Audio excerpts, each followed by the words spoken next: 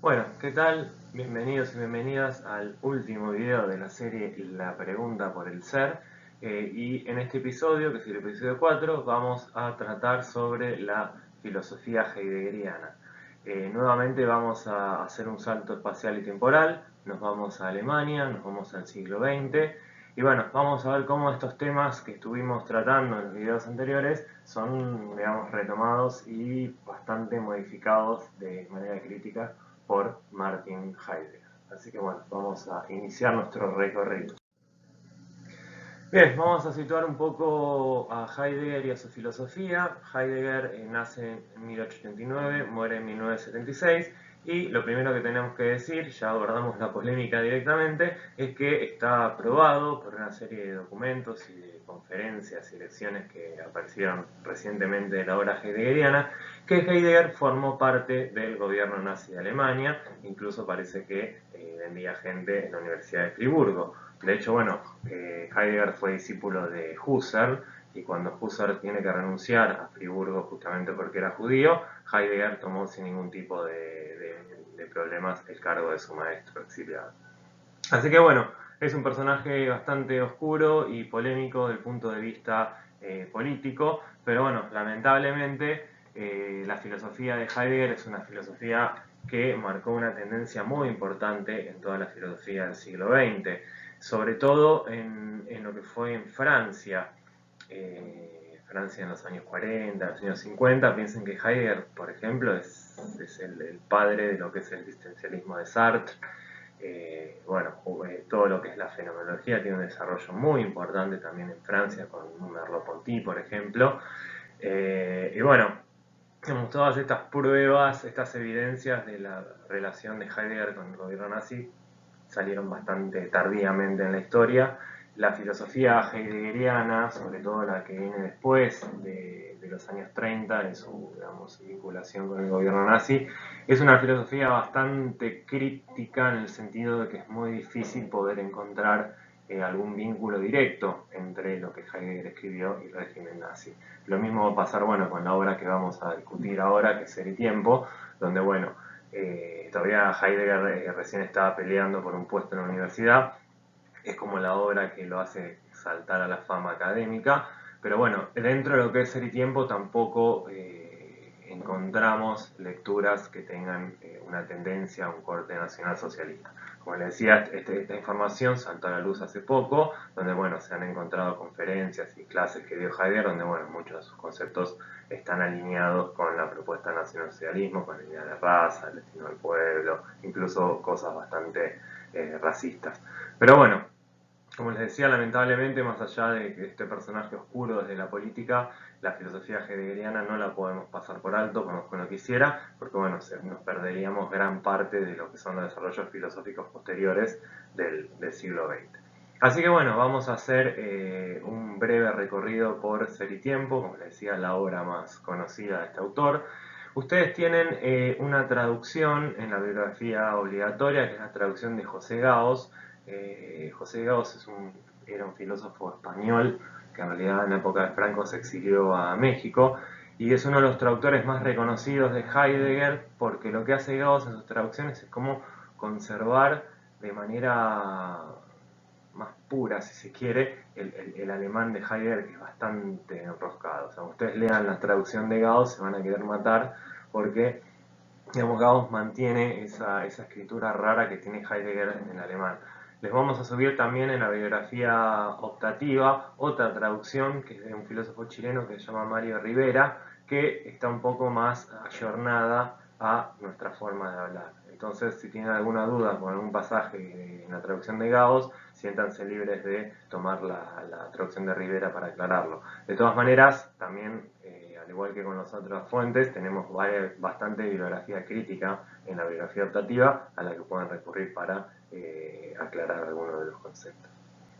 Bueno, entonces, Ser y Tiempo, como les decía, es como la obra más conocida de Heidegger, es la obra con la cual él salta a la fama académica, y medio como que en su momento, cuando se publicó en 1927, era como algo totalmente novedoso. Cuando fueron pasando los años y se fueron recuperando escritos un poco más tempranos de Heidegger, se empezó a ver un poco como una tendencia y de dónde él un poco va sacando la inspiración o las ideas que van a llevar a Ser y Tiempo. En particular, Heidegger va a tener influencia de tres corrientes filosóficas que van a ser anteriores e incluso contemporáneas a él. Por un lado, como les decía hace un rato, la fenomenología de Husserl. ¿Sí? Husserl es el maestro de Heidegger. La fenomenología es un método filosófico que desarrolló Husserl, que bueno, tuvo un montón de ramificaciones. Pero bueno, nuevamente encontramos este concepto que también estuvimos mencionando bastante, que es el concepto de fenómeno. O sea, lo que propone la fenomenología como método es describir las notas fundamentales de la aparición de los fenómenos, de las cosas tal cual aparecen. ¿Sí? Entonces también tiene que ver mucho con este trabajo de los sentidos, de la conciencia, esto que ya venimos charlando sobre todo con Kant. Pero bueno, la idea de la fenomenología es que yo voy a tratar de ser lo más justo con las condiciones de aparición de las cosas. Voy a dejar que las cosas me hablen. ¿Sí? El lema de la fenomenología, tal cual lo dice Heidegger en Ser y Tiempo, es a las cosas mismas. Entonces, bueno, como tratar de entender las cosas en sus propios términos a través de sus condiciones de aparición. ¿Sí? Siempre pensando en esta idea del fenómeno, que es algo que se aparece ante una conciencia. Por otro lado, también Heidegger va a tomar bastante de Wilhelm Dilthey, un filósofo alemán del siglo XIX, ¿sí? Que también Dilthey es bastante reconocido en el campo de la historia, porque bueno, fue un poco el que le dio forma a lo que es el método hermenéutico, la interpretación en las ciencias del espíritu. Heidegger va a tomar dos cosas fundamentales de la filosofía de Dilthey. La primera, bueno, tiene que ver con que en realidad la filosofía tiene que ver con la vida y con la historicidad. O sea, yo no voy a hablar del ser, del ente, de, no sé, el primer motor inmóvil, las formas platónicas, sino que la filosofía tiene que estar al servicio de explicar la historicidad de la vida cotidiana, la vida fáctica, como dicen. Y por otro lado va a tomar el método de Dilthey, que es el método hermenéutico, que tiene que ver con la búsqueda del sentido de la interpretación. ¿Sí? Pero además, una de las cosas que va a tomar también de Dilthey, que va a ser muy importante, es que la vida se interpreta y se da sentido a sí misma. O sea, nosotros por ser existentes humanos tenemos la capacidad de interpretar lo que nos ocurre e interpretarnos a nosotros mismos. Y esa interpretación va a ser también parte de las notas fundamentales de los fenómenos. Y finalmente, una tercera corriente que Heidegger va a tomar es la que se llama el vitalismo, que digamos tiene también ciertas relaciones con el pensamiento de Dilthey, porque bueno, el vitalismo es toda una corriente filosófica que se da a principios del siglo XX y fines del XIX, que tiene que ver con eso, con recuperar la vida fáctica, la vida cotidiana como problema o pregunta filosófica. Entonces fíjense que ya en estos primeros escritos la preocupación de Heidegger pasa por el ser de la vida fáctica en el mundo. O sea, quiere explicar cómo se dan estas relaciones con el ser y el ente en la vida fáctica, en la facticidad, en la vida cotidiana. Entonces, lo que va a proponer Heidegger es que la filosofía va a ser una ontología de la facticidad. ¿Sí? Fíjense, ontología, el discurso acerca de lo que es, de la facticidad, de la vida fáctica, de la vida cotidiana. ¿Por qué va a partir esta idea? Porque bueno, va a partir una idea que después va a retomar sobre todo el existencialismo sartreano, y que esto ya venía de la filosofía de Kierkegaard, por ejemplo, de estos primeros existencialismos, tiene también influencia de Nietzsche en el fondo, Heidegger, pero bueno, la idea es que el existente humano siempre va a ser en el mundo, o sea, no hay manera de separar entre el existente humano y el mundo en el cual está viviendo. Fíjense cómo acá es una reversión y una crítica fuerte a la ontología cartesiana, donde bueno, tenemos por un lado a la res cogitans, que es el yo pienso, y por otro lado a la res extensa, que es el resto de las cosas. Bueno, lo que va a decir Heidegger justamente es que no es posible separar al existente humano del mundo en el cual él habita. ¿Sí? Entonces, la esencia, vamos a volver un poco con esta idea más adelante, pero la esencia del ser humano es justamente su existencia fáctica. O sea, el ser humano se va desarrollando a medida que va existiendo fácticamente. Y esto quiere decir que no hay distancia entre el mundo y la existencia. El existir humano es un existir que está arraigado fuertemente en el mundo. Y ya estos primeros trabajos previos a Ser y Tiempo Heidegger va a introducir un concepto que, bueno, que sí va a ser fundamental y principal en Ser y Tiempo, que es el concepto del ser ahí, el Dasein, ¿sí?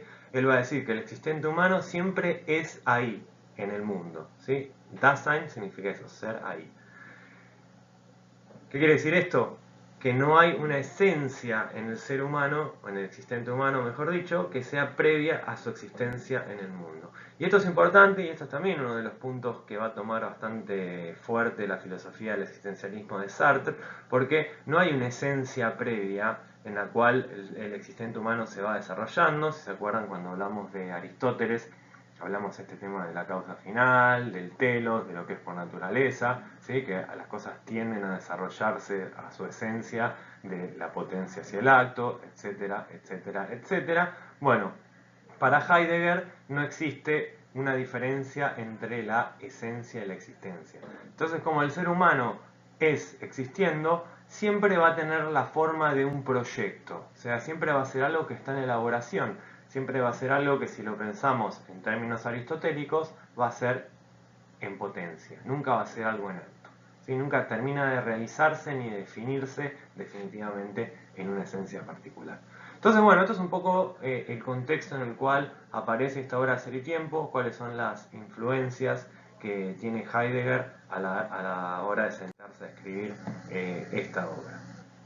Entonces, vamos ahora a hacer un popurrí, un picadito de algunas partes de Ser y Tiempo. Yo más o menos traté de, en la bibliografía, en la selección, poner los parágrafos a los cuales me voy a estar haciendo referencia, como para que tengan la relación entre la clase y la obra. En Ser y Tiempo, fíjense que en la bibliografía tienen como un simbolito, que es como una S con un circulito en el medio. Ese simbolito significa apartado parágrafo. Entonces ustedes vayan directamente a leer los apartados o parágrafos que les marcamos. Leer más, obviamente, son bienvenidos y bienvenidas. Bueno, entonces, lo que hemos visto es que en la obra previa, lo que le va a interesar perdón, a Heidegger es esta idea del existente humano en la vida fáctica, ¿sí? Esta relación entre la esencia y la existencia en el mundo de la facticidad. En Ser y Tiempo, Heidegger va a cambiar un poco su pregunta porque va a centrarse en la figura del Dasein, fundamentalmente. ¿Sí? Va a dejar de lado la vida fáctica como problema filosófico, que de todas maneras va a seguir estando, y la pregunta va a ser específicamente por el sentido del ser del Dasein. ¿Sí? Entonces va a decir que la ontología, y fíjense cómo acá redefine esto que decíamos que también es importante ver, bueno, cómo definimos o cómo los filósofos que estamos viendo definen lo que es ontología. Para Heidegger la ontología va a ser una analítica existenciaria del ser ahí. O sea, va a ser, piensen esto que hablamos de la fenomenología, va a ser definir las notas fundamentales del Dasein a través de su existencia fáctica. Pero el centro va a ser justamente el ser ahí, el Dasein. ¿Por qué? Porque nosotros, un poco con esta idea que ya les mencioné en la diapositiva anterior, de que la vida se interpreta a sí misma, somos los únicos entes que tenemos la capacidad de interpretar al ser. Ya vamos a ver un poco qué es esto del ser y qué es esto del ente. Pero en principio, el Dasein es un ente privilegiado, es un ente señalado, porque es el único que se puede hacer la pregunta por el ser, entonces de esa manera relacionarse con el ser. Entonces, entre todos los entes, en todos los existentes del universo, el Dasein es el único que se puede preguntar por el ser, porque tiene esta capacidad de interpretar todo el tiempo, de interpretarse a sí mismo. ¿Por qué Heidegger propone este cambio en la perspectiva? Porque bueno, él va a decir que hay tres prejuicios en la tradición metafísica, que viene a ser toda la filosofía anterior a él, básicamente, que ocultaron la pregunta por el ser. Esta idea de ocultar es importante porque para Heidegger vamos a ver que el ser no va a ser algo que es verdadero o falso, ¿sí? Yo no voy a haciéndome la pregunta por el ser, no voy a arribar a una fórmula que pueda ser verdadera acerca de lo que el ser es o cómo se comporta el ser, si se quiere. Yo lo que voy a lograr son diferentes formas de que ese ser se me va a mostrar. ¿Sí? Mostrar es también un concepto bastante clave en lo que es la fenomenología, ¿sí? cuando yo le decía las condiciones de aparición de algo, nosotros podemos hablar de la mostración de algo, o sea, como algo se nos muestra. Y el ser, como fenómeno, tiene estas características. Es algo que nunca se va a mostrar completamente. Siempre se muestra, pero a la vez se oculta. Entonces, en realidad, una historia del ser, en el sentido heideggeriano, sería ver cómo se daba dando en diferentes momentos históricos estas relaciones de ocultamiento, mostración del ser. ¿Sí? Vamos a ver cómo funciona esto un poquito más adelante. Pero bueno, lo que va a decir Heidegger entonces es que hay tres prejuicios de la tradición metafísica que lo que hacen es terminar ocultando al ser, o sea, no pueden acceder al ser en sus características distintivas porque lo ocultan. Primero, que vamos a ver que esto es una crítica bastante apuntada hacia lo que es la filosofía más clásica, ¿sí? Sobre todo la filosofía platónica y la filosofía aristotélica. Entonces, recuerden que para Platón y para Aristóteles el ser, el sumo ser, es aquello que se capta por el intelecto, ¿sí? Son las formas, son el primer motor inmóvil, que bueno, no hablamos de él, pero bueno, por ahí en algún momento retomemos esta idea del primer motor inmóvil. Pero bueno, en definitiva para los filósofos clásicos griegos, también en el caso de la filosofía cartesiana, piensan que el ser máximo siempre que va a garantizar la posibilidad del conocimiento va a ser Dios, también en el sentido de lo más universal, y en el caso de Kant, la idea trascendental de Dios es la idea que suma todas las posibilidades de conocimiento posible. Entonces siempre va a haber una instancia en la cual el sumum del ser, digamos, el grado más pleno del ser, está asociado con lo más universal. Entonces lo que dice Heidegger es que, bueno, si el ser es aquello que es lo más universal, no lo puedo agotar en una definición, porque si lo agoto en una definición, defino qué es el ser, le estoy sacando esa universalidad característica que le corresponde en tanto fenómeno. Entonces, una definición no puede agotar lo que significa el ser. Yo no puedo decir, el ser es la forma del bien, porque ya al definir al ser como la forma del bien, le estoy quitando ese carácter universal que tiene el ser. Por lo tanto, lo que va a decir Heidegger es que el ser es indefinible. Justamente por ser lo más universal, no hay una definición posible que dé cuenta de la esencia del ser. ¿Qué quiere decir esto?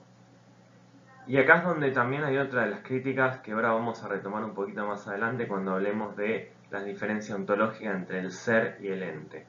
Otra crítica que está vinculada con esto es que generalmente cuando la tradición metafísica se pregunta por qué es el ser, se responde la pregunta con un ente. Entonces cuando yo digo el ser es la forma o el ser es Dios, estoy circunscribiendo, limitando esa definición de lo indefinible a algo en particular. Y eso sería entificar al ser, ¿sí? El ser no es lo mismo que el ente. Ya lo vamos a ver ahora a continuación. Yo sigo prometiendo, pero te juro que lo vamos a ver.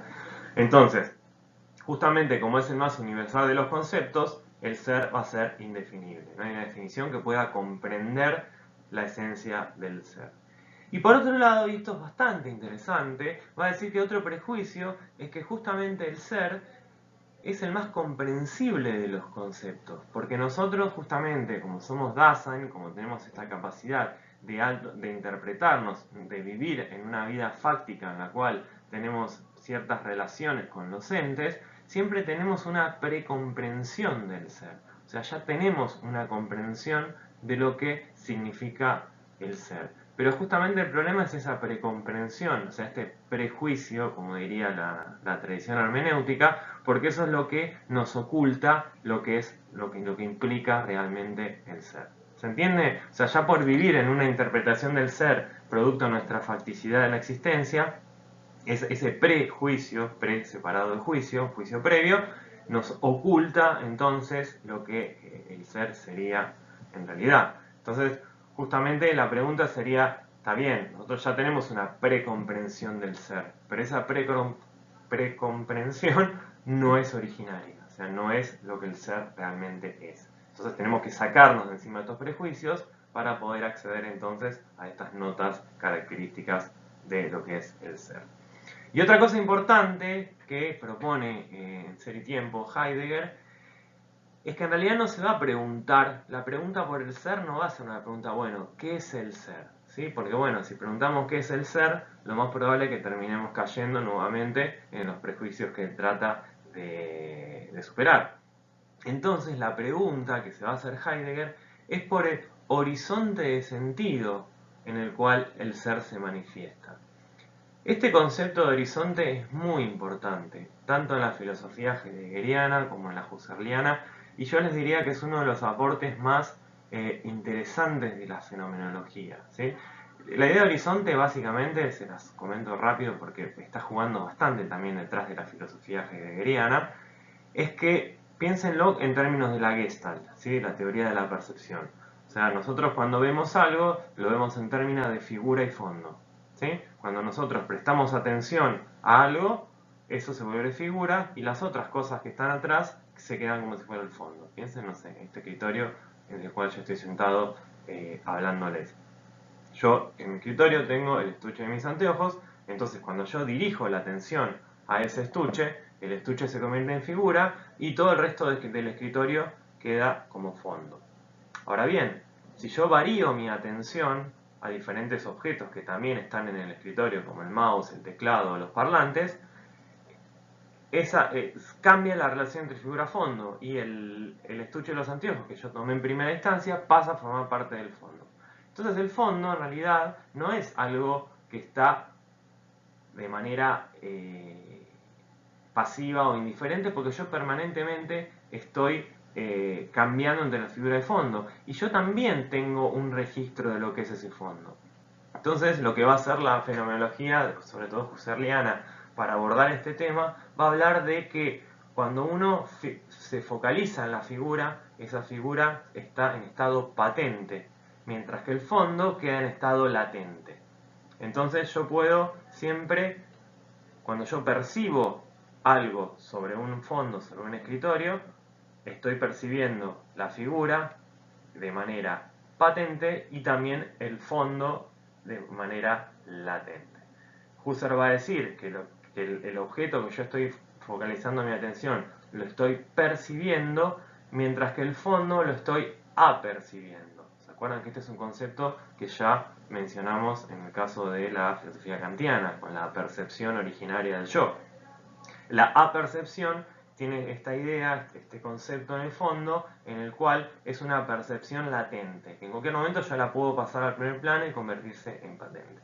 Bueno, un poco cerrando esta idea, el modo en que se dan las cosas de horizonte vendría a ser como este modo de cosas que están latentes, como este fondo sobre el cual se recorta el resto, que de todas maneras yo lo estoy percibiendo, pero de un modo distinto a la figura.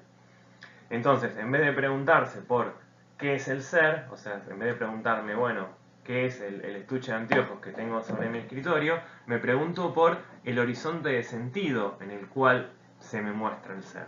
O sea, no me pregunto por el estuche de los anteojos, sino que me pregunto por todo el escritorio que está debajo, que es lo que le da sentido y configura, digamos, el conjunto entre figura y fondo. ¿Sí? Y lo que va a decir Heidegger es que el horizonte de sentido en el cual podemos dar cuenta del ser va a ser el tiempo. O sea, el tiempo va a ser el principio organizador en el cual nos va a permitir acceder a esta desocultación del ser.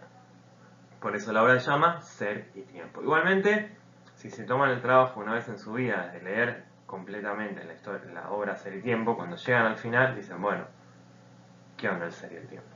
Es como que Heidegger realmente no termina de cerrar las relaciones entre ser y tiempo. Como que termina diciendo, bueno, ahora vamos a ver las relaciones entre ser y tiempo. Fin. Entonces, bueno, hay una conferencia que Heidegger da casi 40 años después de Ser y Tiempo, que se llama Tiempo y Ser, donde él vuelve a abordar estas relaciones. Pero bueno, en principio en esta obra hace una gran analítica extensiva del Dasein, como él se propone, pero en realidad estrictamente la pregunta por el ser y el tiempo no la termina de contestar, o por lo menos no de manera satisfactoria.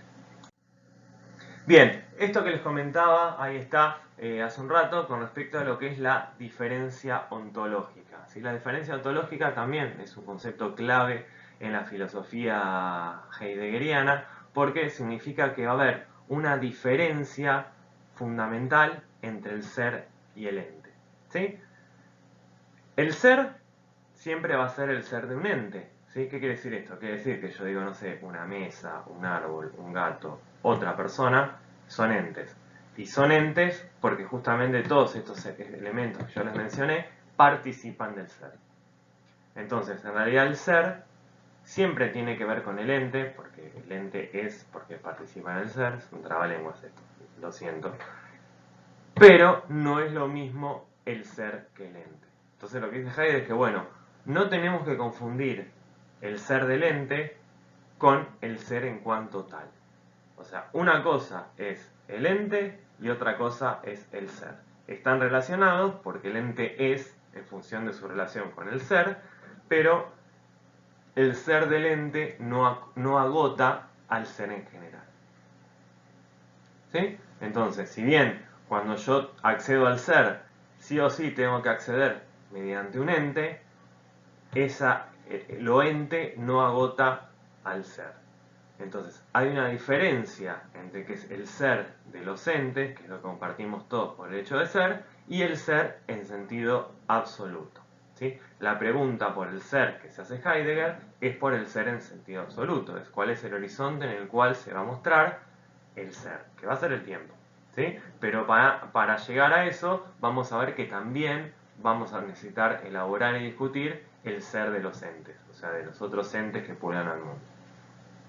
Esto que les decía entonces, que el Dasein o el existente humano es el lugar privilegiado para hacer la pregunta por el ser, porque es el único ente que interpreta su ser, es el único ente que se pregunta por el ser, ¿sí? Que el ser le preocupa.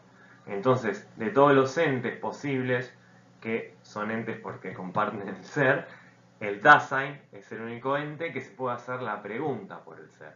Y en esa pregunta por el ser es que el Dasein puede establecer la mediación entre el ser de los entes y el ser en general. ¿Sí? Hay una condición del Dasein, que es la condición de apertura o aperturicidad, que significa que nosotros estamos abiertos a esa pregunta, a esa interpretación del ser. Entonces, bueno, somos entes privilegiados justamente porque tenemos la posibilidad de hacernos esta pregunta. Entonces, como Dasein, al tener acceso a esa pregunta por el ser, no solamente nos podemos preguntar por el sentido de nuestro ser, sino también el sentido de los otros entes que están en el mundo que no son Dasein. Entonces, bueno, fíjense que una ontología general, como decía Heidegger, en realidad es una analítica existencialia del Dasein. A través de las relaciones que tiene el Dasein como ente con el ser, yo puedo también interpretar todas las relaciones de los diferentes entes con el ser. Entonces, bueno, tenemos un privilegio ontológico en términos del acceso con el ser. Justamente como entes tenemos esa posibilidad de acceder al ser. Y lo que va a hacer Heidegger en lo que es la obra en general es interpretar una serie de estructuras ontológicas que le van a dar sentido al ser en la existencia. ¿Sí? Que es lo que Heidegger va a llamar existenciarios. ¿Sí? En vez de categorías como Lacan o como incluso Aristóteles, lo que va a decir Heidegger es que no, esto que yo estoy interpretando no son categorías, sino que son existenciales. Son estructuras ontológicas que le dan sentido a la existencia del Dasein y de esta manera lo van a acercar hacia lo que es el ser. Bien, vamos a ver de manera muy simple y muy resumida dos de estos existenciarios para Heidegger. El primero, que por ahí es uno de los más conocidos y un poco uno de los más relevantes por ahí para nuestras disciplinas, es el ser en el mundo. ¿Sí? El ser en el mundo, como vimos que ya venía de los primeros trabajos de Heidegger, que tiene que ver con esta idea de la existencia y la esencia y la facticidad del Dasein, justamente es la primera gran estructura existenciaria, el primer existenciario que Heidegger va a tratar. Y ser en el mundo, Heidegger lo va a dividir como en dos partes. O sea, por un lado lo que implica el ser en, y por otro lado lo que significa en el mundo. ¿Sí? Vamos a empezar por el mundo. Heidegger define que el mundo se puede decir de cuatro maneras. Nosotros solamente vamos a tomar dos de esas definiciones porque no nos interesa complejizarlo demasiado. Entonces, el mundo para Heidegger va a querer decir dos cosas. Primero, el mundo es aquello en lo que vive el Dasein fáctico. ¿Sí? Recuerden nuevamente esta idea de la existencia fáctica, ¿sí? Que esa existencia es la esencia del Dasein. Esto sería un significado existenciario preontológico, ¿sí? Es un estado en el cual nosotros vivimos de manera, como dice Heidegger, atemática, o sea, nosotros estamos pensando todo el tiempo en el mundo como un ámbito de posibilidades para que nosotros nos desarrollemos como existente humano, ¿sí? Simplemente ocurre y está ahí cuando nosotros, no sé, pensamos en el mundo, en términos, no sé, de naturaleza y cultura, por ejemplo. Cuando nosotros objetivamos esa forma de entender el mundo originaria que tiene que ver con las posibilidades fácticas del Dasein, en realidad estamos ocultando el significado originario de esa estructura ontológica. Entonces lo que va a decir Heidegger es no, originariamente el mundo es el universo de posibilidades fácticas en las cuales vive un Dasein. Justamente si nosotros, como yo les mencionaba hace un rato, consideramos que el Dasein tiene un carácter de apertura, o sea, está abierto hacia el ser, está abierto hacia los otros entes que comparecen junto a él, ¿sí? Estoy empezando a meter algo de terminología más heideggeriana, entonces yo puedo describir fenomenológicamente ese mundo fáctico en el sentido este que Heidegger lo está definiendo. Y por otro lado, el mundo también puede ser entendido como un concepto ontológico existencial que implicaría que el mundo serían todas las estructuras que contienen las relaciones del Dasein con otros entes, ¿sí? Con otros entes que pueden ser Dasein como él mismo o ella misma, en realidad Heidegger nunca va a hablar de ella, o otros entes que no son Dasein, que ya vamos a ver cómo se da esa relación. Otro concepto interesante que tiene que ver con esta idea del mundo para Heidegger tiene que ver con esta idea de el ser en el mundo. ¿Qué significa ese en? Para Heidegger, ser en el mundo implica que nosotros estamos caídos o arrojados en el mundo. Como que no tenemos opción. O sea, no podemos desmundanizarnos. Nosotros ya nacemos y ya caemos en un mundo que es anterior a nosotros y que sobre todo ya tiene estructuras de sentido que son preexistentes a nosotros. Entonces, estar caído, estar arrojado en el mundo, significa por un lado que yo caigo en un mundo fáctico que yo no construí ni elegí porque me tocó, por suerte, por desgracia, pero por otro lado, estar caído en el mundo o arrojado significa también que estamos como absorbidos por este mundo fáctico, ¿sí? Como que estamos siempre preocupados, inmersos en nuestras preocupaciones cotidianas, que se me va el bondi, que esto, que el otro, y justamente este estado de arrojado, de caído, de eyecto, como dice Gauss, es lo que nos impide ver más allá de nuestra vida fáctica y nos oculta estas relaciones originarias con el ser. Es como que si la vida cotidiana nos absorbe y entonces terminamos manejándonos con esta lógica de lo cotidiano y eso impide, oculta nuestro acceso a las relaciones con el ser en general. Pero además, y esto también es importante, y esto también es otra de las cosas que Heidegger va a tomar de Kierkegaard sobre todo, y que después va a volver a retomar Sartre en el existencialismo, es que ese estado de arrojado, de caído en el mundo que nosotros experimentamos por el hecho de ser existentes humanos, siempre implica una relación afectiva. ¿Sí? Nosotros siempre estamos en el mundo, somos en el mundo, en un estado de ánimo. ¿Sí? Que puede ser bueno, puede ser malo, puede ser negativo. Vamos a ver cómo justamente este estado de ánimo que tiene que ver con la forma en la cual estamos en el mundo, y en particular la angustia como un estado de ánimo importante, son una de las vías mediante las cuales el Dasein puede volver a recuperar esa relación originaria con el mundo. Entonces, en síntesis, el mundo va a tener dos sentidos fenomenológicamente para Heidegger. Primero, este lugar de la existencia fáctica del Dasein, donde se dan las posibilidades de la existencia. Piensen esto que también vimos antes. El Dasein es siempre un proyecto, es siempre algo que se está realizando, nunca es algo cerrado. ¿Sí? En el momento en que el Dasein deja de ser un proyecto y cierra, es cuando se muere. ¿Sí? Entonces vamos a ver que, si bien no le puse demasiado de eso en este video, pero bueno, hay una cosa dando vueltas, que justamente una de las formas en las cuales el Dasein recupera su forma originaria de ser es cuando reconoce la posibilidad de la muerte, cuando se vuelve ser para la muerte. ¿Sí? Pero bueno, eso se los tiro, pero no lo vamos a profundizar. Entonces, bueno, el mundo es ese ámbito de posibilidades fácticas para que el Dasein se realice. Y por otro lado, el mundo también puede ser entendido como el conjunto de todos los entes que comparecen ante el Dasein. ¿Sí? El Dasein tiene una tendencia a absorberse, a caerse, a estar deyecto en ese mundo fáctico, y ese estado decaído que tiene el Dasein es el que le impide ver las relaciones con el ser, es el que le oculta el ser porque se preocupa por cosas que en realidad son nimiedades, diría Heidegger. ¿Sí? Y siempre esta relación de ser y mundo está mediatizada también por un estado de ánimo. Si yo estoy en el mundo, en un ánimo particular, estoy contento, estoy triste, estoy alegre, estoy angustiado. Y vamos a ver cómo este estado de ánimo también es muy importante para que se nos devele las estructuras del mundo. Bien, entonces, como se darán cuenta, esto es súper complejo y esto es un gran recorte que estamos haciendo, pero me interesaba en particular que veamos, por lo menos por arriba, cómo son las relaciones que establecemos en tanto Dasein con los otros entes que pueblan al mundo. ¿Sí? Para Heidegger va a haber dos tipos de entes que van a comparecer junto a nosotros en el mundo.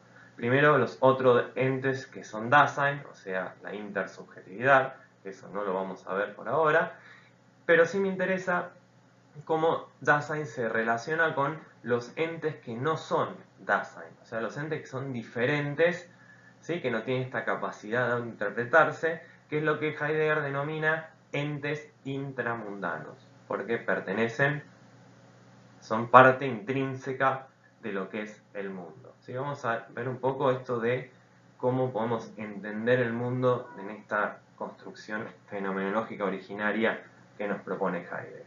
Entonces, los entes intramundanos son los que nosotros, de manera no originaria, llamamos objetos. ¿Sí? Son las cosas que comparecen ante nosotros. ¿Qué va a decir Heidegger? Heidegger va a decir que de manera no originaria nosotros nos manejamos en los términos de una dicotomía cartesiana entre lo que es el sujeto y el objeto. ¿Sí? O sea, el sujeto va a ser la conciencia, el que va a ser activo, mientras que el objeto va a ser el mundo material y que va a ser pasivo, que va a estar al servicio de el sujeto. Bueno, estas son discusiones que vamos a retomar posiblemente también más adelante, porque bueno, el tema del sujeto y objeto es como fundamental, digamos, en la disciplina arqueológica. Pero bueno, ¿qué va a decir Heidegger? Heidegger va a decir, bueno, vamos a ver cómo es nuestra relación originaria con los entes intramundanos, y lo que va a proponer es que justamente la división entre sujeto y objeto es algo derivado, no es lo originario. Lo originario es que los entes intramundanos son útiles. El ser del ente intramundano es ser útil. Fíjense la imagen que yo elegí como fondo general, crean o no, las imágenes están elegidas para de alguna manera reflejar conceptualmente lo que ocurre en la diapositiva, pero bueno, vemos una persona que tiene un clavo y un martillo en la mano. Entonces, bueno, acá vemos un poco esta relación con el ente intramundano, ¿sí? El ente intramundano, en este caso, serían la madera, el clavo, el martillo, ¿sí? Entonces, lo que nos va a proponer Heidegger es que originariamente estos entes intramundanos son útiles, ¿sí? Siempre van a estar, por un lado, refiriéndose a otro útil, ¿sí? Martillo, clavo, madera, y esas relaciones que tienen entre diferentes útiles es lo que Heidegger va a llamar cadena remisional. Entonces, piensen esto, ¿sí? Quiero clavar un clavo, quiero colocar un cuadro en la pared, ¿sí? Entonces, ¿qué voy a hacer? Voy a ir a mi caja de herramientas, voy a agarrar el martillo, voy a agarrar un clavo, ¿sí? Voy a clavar el clavo en la pared y finalmente voy a colgar el cuadro. Entonces, el martillo, el clavo, la pared y el cuadro son todos entes intramundanos, ¿sí? Que se van a estar relacionando entre ellos en la actividad de colgar un cuadro. La actividad de colgar un cuadro lo que va a hacer es conformar una cadena remisional, porque remisión viene de remitir. Cada uno de estos útiles que van a formar parte de la actividad se van a relacionar entre ellos, van a remitir entre sí, formando una cadena. Entonces, esta cadena remisional tiene que ver un poco con esto que veíamos después con Aristóteles de la causa final, o sea, ¿para qué lo estoy haciendo?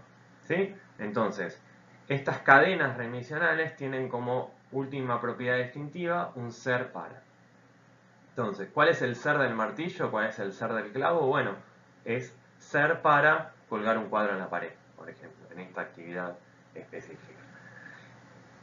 Y esto es interesante, porque fíjense que, y esta imagen me parece que está muy buena porque nos da también esa idea, fíjense que hay al final de el martillo o sosteniendo el clavo. Bueno, ahí tenemos la mano, ¿sí? La mano del Dasein, la mano de la persona que está haciendo esa actividad.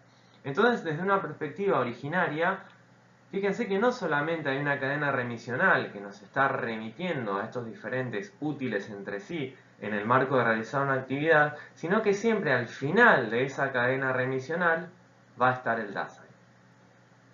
Y va a ser el Dasein el que va a estar realizando esa actividad. Entonces fíjense que el Dasein, esa mano, ese ser a la mano del martillo, por ejemplo, siempre va a ser el referente último de la cadena remisional. Siempre un útil va a referir a otro, va a referir a otro, va a referir a otro, pero siempre en última instancia me voy a encontrar con el Dasein, que es el que está realizando esa actividad.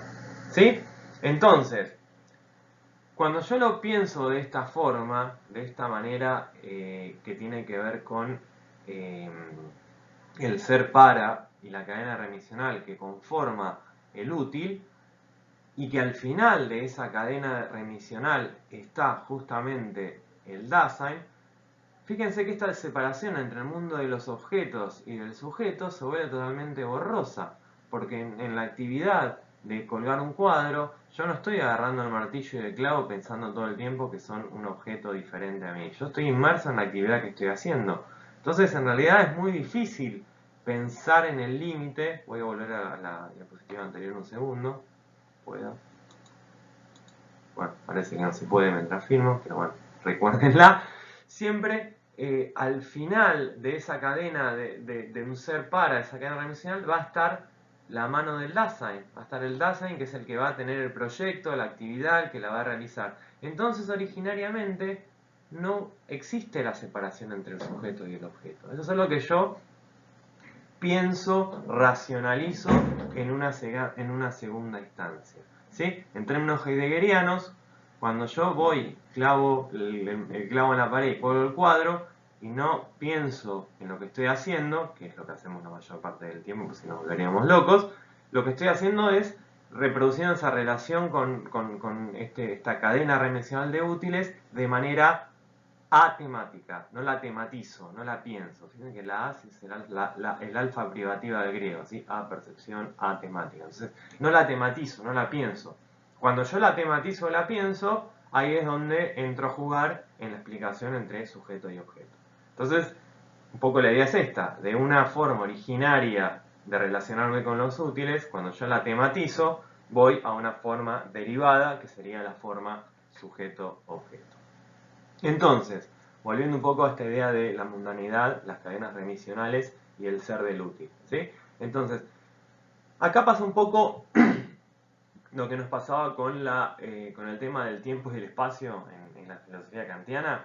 Entonces, en realidad, yo el mundo lo puedo entender como una estructura que siempre va a estar presupuesta en las utilidades del ser del ente. O sea, cuando yo voy, agarro el martillo, el clavo y cuelgo el cuadro, en realidad ya hay una presuposición, hay una idea de mundo que está funcionando como horizonte. ¿Sí? Hay una horizonticidad del mundo, por decirlo de manera fenomenológica, que está presupuesta en cada una de las actividades particulares que yo puedo realizar, ¿sí? Entonces, todas estas cadenas de remisiones, estas relaciones entre los útiles y las actividades en última instancia en el Dasein, solamente son posibles bajo el trasfondo de la mundanidad del mundo. O sea, la mundanidad del mundo está presupuesta en todas las cadenas remisionales. Que justamente lo que va a conformar esta mundanidad del mundo, otra trabalengua heideggeriano, o sea, que el mundo sea como es, que el mundo se mundanice, es otra frase heideggeriana, es justamente todo este conjunto de cadenas remisionales que conforman los diferentes útiles que rodean al Dasein, ¿sí? Entonces, en ese sentido, el mundo no es un ente más, el mundo no es lo mismo que el clavo, que el martillo o que el cuadro, sino que es la condición de posibilidad en la cual esos entes se van a mostrar. Es un horizonte, nuevamente volviendo a este concepto. Entonces, el mundo es como que ya siempre está ahí, ya está presupuesto en cada una de mis relaciones con los útiles, y que recordemos que siempre como destino último de la cadena remisional va a estar el Dasein. Entonces, es el ente a partir del cual se van a conformar todas las cadenas remisionales que nos relacionan con los útiles. Entonces, ¿qué pasa? Nosotros, cuando estamos nuevamente en esta relación originaria con los útiles, cuando nosotros estamos en una actividad, estamos clavando el clavo, colgando el cuadro, no nos preguntamos por todas estas cuestiones de, bueno, cuál es el ser y por qué esta cosa, digamos, es un objeto, es algo diferente a mí. No, hemos visto que ese útil, cuando yo estoy inmerso en la actividad, es a la mano, o sea, es la imagen que veíamos antes, la mano teniendo el martillo de clavo, o sea, no hay una división, no hay una separación entre ese objeto y el sujeto que está realizando la actividad. Entonces, nosotros como estamos absorbidos en esa actividad, no llegamos a tener noción ni a ver la cadena remisional en las cuales estos útiles se incluyen. Para que eso ocurra, para que nosotros podamos tener acceso a esa manera originaria de entender la cadena remisional o la mundanidad del mundo, tiene que pasar algo con ese útil, ¿sí? Que es lo que Heidegger llama los modos deficientes del comparecer del ente. Entonces, si yo de repente quiero clavar un cuadro, ¿no? Perdón que insisto con el mismo ejemplo. Voy a agarrar el martillo, voy a agarrar los clavos, pero de repente no tengo clavos. Entonces me voy a quedar con el cuadro en una mano, el martillo en la otra, y eso lo que hace es romper la cadena remisional, la cadena de remisiones de entre los objetos. Ok, yo cuando agarro el martillo tengo todo, tengo el martillo, tengo el clavo, tengo el cuadro, pero de repente agarro el martillo y se me cae la cabeza del martillo, ¿sí? El martillo se rompe, no se puede usar. O directamente no me acuerdo dónde guardé el martillo y no lo encuentro. Lo busco y no lo encuentro. Bueno, estos tres posibilidades son formas deficientes en las cuales el ente puede comparecer. Y cuando yo me doy cuenta que o no lo puedo usar, o está roto, o algo se me interpone en el medio, o no lo encuentro, ahí me doy cuenta de que todos esos útiles forman parte de una cadena remisional. Entonces, estos modos deficientes son la forma que tenemos de acceder, de romper con esa relación originaria con el mundo en la cual estamos inmersos, estamos arrojados, estamos caídos, y el mundo ahí nos va a destellar. Es lo que dice Heidegger. Cuando el ente comparece de manera deficiente y nosotros vemos esas cadenas remisionales que conforman todas los diferentes útiles que se utilizan en una actividad, el mundo destella. Y además nos damos cuenta de que al final de todas estas cadenas remisionales estamos nosotros en tanto Dasein. O sea que no hay una separación entre el Dasein y el mundo. O sea, las cadenas remisionales siempre son por y para el Dasein y no son algo separado de esos proyectos que tiene el existente humano en su vida fáctica. Bien, y para ir terminando, el segundo de los existenciarios que vamos a ver es el que, digamos, los autores lo denominan la cura o el cuidado. ¿Sí? Gauss se va a referir a la cura y Rivera va a hablar de cuidado. Cuidado me parece que está mejor la traducción en nuestro castellano porque es un poco más claro a lo que se refiere. Pero bueno, habíamos visto entonces que primero que el ser es siempre en el mundo, ¿sí?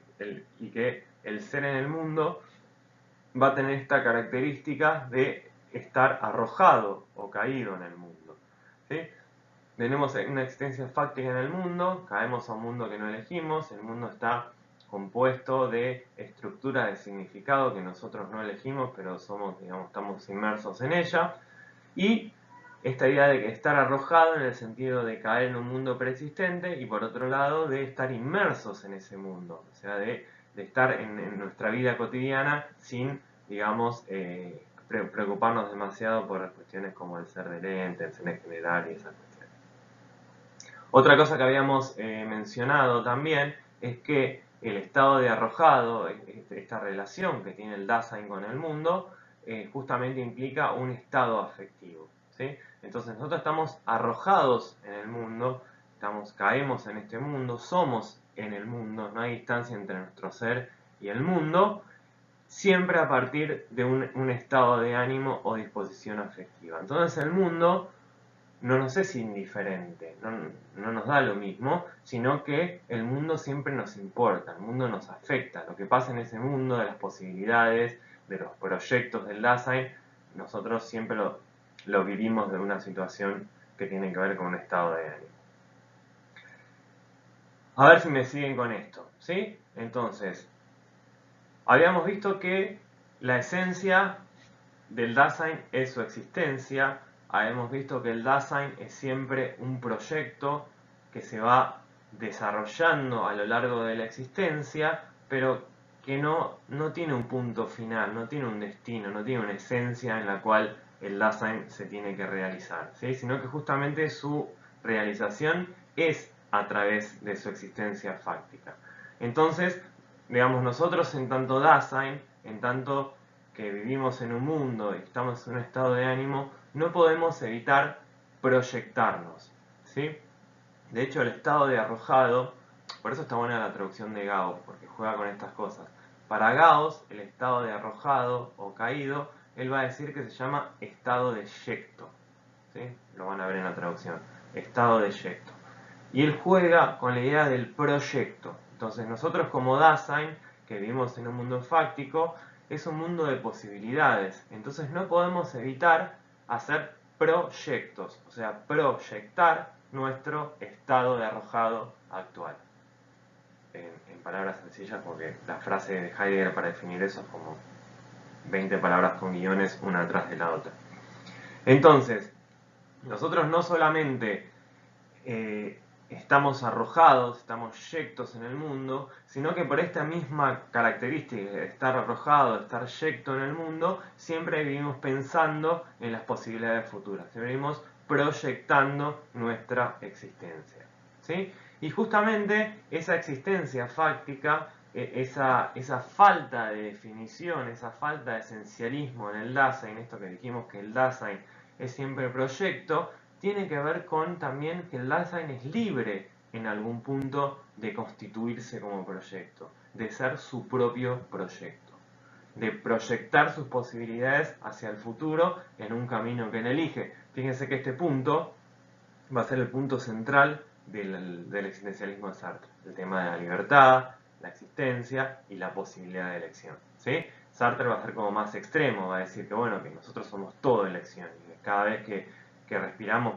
prácticamente estamos tomando una decisión, una elección, y que somos absolutamente libres para decidir. Bueno, Heidegger no se va a meter tanto con esto, pero sí va a reconocer que justamente la existencia fáctica, a través del proyectar, lo que hace es que el Dasein tenga una cierta libertad de movimiento en ese mundo fáctico. Entonces, la comprensión originaria del Dasein no es solamente el estado de arrojado momentáneo en el que está viviendo, sino que también es siempre pensar en sus posibilidades fácticas, en la proyección de esas posibilidades fácticas.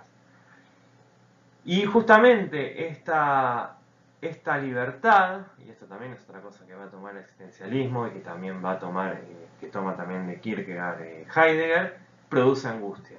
o sea, la libertad, las posibilidades infinitas, justamente lo que hacen es angustiarnos. Entonces, para Heidegger la angustia va a ser uno de los estados de ánimo más importantes del Dasein, porque va a ser un estado de ánimo que nos va a abrir esas relaciones que tenemos con el ser. A ver, vamos a tratar de ampliar un poco esta idea. Entonces, angustiarse es una manera de ser en el mundo, porque siempre somos en el mundo en un estado de ánimo, ¿sí? Entonces la angustia es uno de los estados de ánimo. Lo que nos va a producir esa angustia es justamente nuestro ser en el mundo en condición de arrojado. Bueno, esto es lo que hay, esto es todo lo que tengo, no puedo pensar en el futuro, o sí puedo pensar en el futuro, pero me da miedo. Bueno, una serie de cuestiones que tienen que ver con el proyectarse que hacen que la angustia sea una angustia que justamente es producto del ser en el mundo. Entonces, cuando el Dasein entra en este estado de ánimo de la angustia, porque justamente el objeto de la angustia, lo que produce la angustia, es este ser en el mundo arrojado, proyectándose, muestra justamente todas las posibilidades que tenemos nosotros en nuestro futuro, las posibilidades de proyecto. ¿Sí? Porque, como les decía hace un rato, la angustia es producto de la libertad, es producto de un poder ser, o sea, proyectar todas esas posibilidades hacia el futuro. Entonces ese poder ser, que sea más, o sea menos, o sea una posibilidad, o sea la otra, elegir una implica cerrar la otra, es lo que produce la angustia, que está asociada, como dijimos, también con la libertad. Entonces, nuevamente, la esencia del Dasein es su existencia, el Dasein siempre es un proyecto, una posibilidad que se devela en el angustiarse ante la vida fáctica. ¿Sí? El Dasein se reconoce como proyecto, como proyectante, a través de esta angustia, este estado de ánimo de la angustia que se devela en la vida fáctica. Bien, y acá entra esta idea de la cura, del cuidado, ¿sí? A partir de estos elementos que veníamos mencionando. Entonces, la cura, ¿sí? El cuidado, que el mundo le preocupe al Dasein, es el ser del Dasein como un anticiparse. ¿Sí? Esta idea de la libertad y la proyección, estando en el mundo junto con otros entes. ¿Sí? Entonces, el Dasein es en el mundo junto con otros entes, pero en ese ser en el mundo, el Dasein siempre se va a anticipar, siempre se va a proyectar. Y ese estado de estar en un lugar, pero a estar proyectando en otro, es lo que Heidegger denomina la cura. ¿Sí? Entonces, este anticiparse, en el sentido de proyectarse hacia el futuro, sería el horizonte de sentido que muestra el ser en el Dasein. Por eso, con esto vamos a terminar, este maldito trabalenguas, por eso es que hay una relación entre el ser y el tiempo, o mejor dicho, el tiempo es el horizonte en el cual se muestra el ser. Porque en esa angustia que produce el proyectarse a través de este estado de arrojado, ¿sí? Estando en el mundo junto con otros seres, anticipándonos, es lo que nos muestra que en última instancia ese proyecto que es el Dasein en algún momento se va a acabar y nos vamos a morir. Entonces, cuando uno encara de frente la posibilidad de la propia muerte, cuando uno le da valor a su vida a partir de la única certeza que tiene la vida, que es la muerte, es lo que Heidegger llama ser para la muerte. Es reconocer que la muerte es la única posibilidad real y la posibilidad en la cual se termina todo el proyecto. Entonces fíjense que la relación entre el Dasein, con esta capacidad proyectiva que tiene el Dasein, implica siempre estar pensando hacia el futuro. Y en ese pensar hacia el futuro, en ese proyectarse, es donde se da esta relación entre el ser y el tiempo. O sea, el ser se va a mostrar a través del tiempo, a través de estas posibilidades de proyección que tiene el Dasein en tanto existente fáctico. Bueno, hemos finalizado con nuestra serie de videos sobre la pregunta por el ser. Recuerden que tenemos una clase de consulta Así que bueno, les agradezco la atención, espero que les haya servido. Recuerden, nuevamente yo se lo voy a decir todas las clases, pero ténganlo bien presente, no pretendemos que ustedes sean filósofos ni sean expertos en filosofía, ni en historia de filosofía, ni en metafísica, ni en teología, ni en historia del ser, porque no es la idea. La idea es simplemente, si ustedes de repente el día de mañana leen en un texto, bueno, ser en el mundo, dicen, esto lo dijo Heidegger, lo dijo acá, y ser en el mundo por ahí quiere decir esto, bueno, vamos a profundizar, bueno, puedo leer a Heidegger, obviamente, pero puedo leer también a Bátimo, puedo leer también a Vigo, que nos hablan de esto. Entonces, que ustedes tengan medianamente las herramientas para el día de mañana, o ahora, o cuando les interese, poder abordar de manera directa estos conceptos filosóficos que van a ver que van a estar dando vueltas en la mayoría de los autores que vamos a estar viendo a lo largo de los encuentros que vamos a tener. Así que bueno, muchas gracias y bueno, espero que les haya gustado. Nos vemos.